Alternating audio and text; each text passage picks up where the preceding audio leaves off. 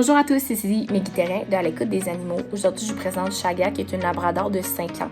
Donc, elle est en adoption présentement, étant donné qu'elle a de la réactivité qui continue de surgir malgré tous les efforts que les maîtres ont mis en place. Donc, c'est une chienne qui est malheureusement COVID. Donc, elle a manqué de socialisation, mais elle n'a aussi pas d'intérêt envers les humains ni envers les chiens.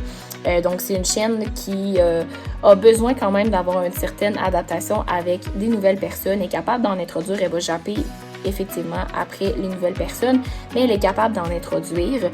Les tuteurs présentement sont capables de faire des petits parties, des fois ici et là, puis Chaga est capable d'être parmi eux si les personnes l'ignorent, ne va pas dans sa bulle, ne va pas vers elle. En fait, c'est vraiment ça, elle a besoin juste d'avoir sa bulle. Et d'être plus confortable quand elle va vouloir venir voir, elle va venir, mais sinon, elle va plus ignorer, elle va plus se tasser, elle ne voudra pas nécessairement. Elle a des très bons signaux, par contre, elle va montrer les dents, elle va grogner avant de agir, donc avant de mordre. C'est arrivé à quelques reprises qu'elle a mordu, surtout dans le contexte de protection de ressources dans son ancienne famille avant. Donc ça a été la première morsure. La deuxième morsure a été dans le contexte d'une attaque de chien. Donc c'était plus une morsure redirigée vers l'humain. Donc la personne essaie de séparer Chaga de l'autre chien et elle a à côté les dents, elle a mordu l'humain. Et la troisième fois a vraiment été dans le contexte que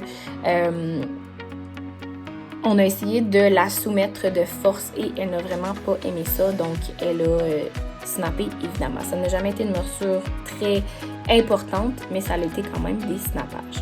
Donc pour elle, ça va être super important de lui donner son temps. Elle va être colleuse à ces moments.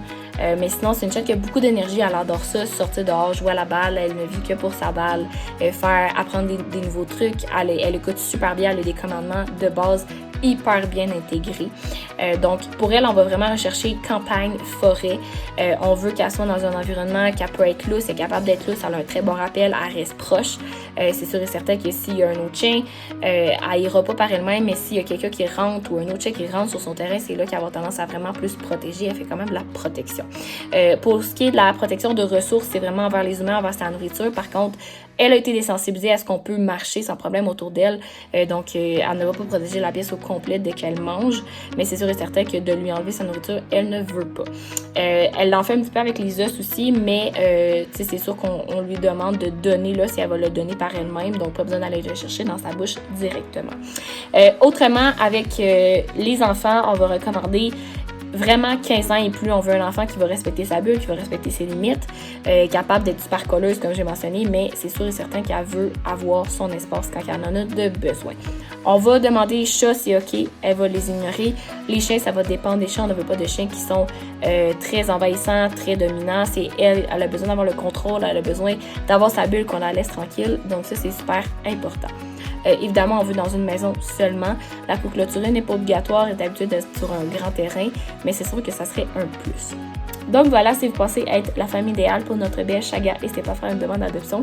Et si vous avez des questions, n'hésitez pas à nous contacter. Merci!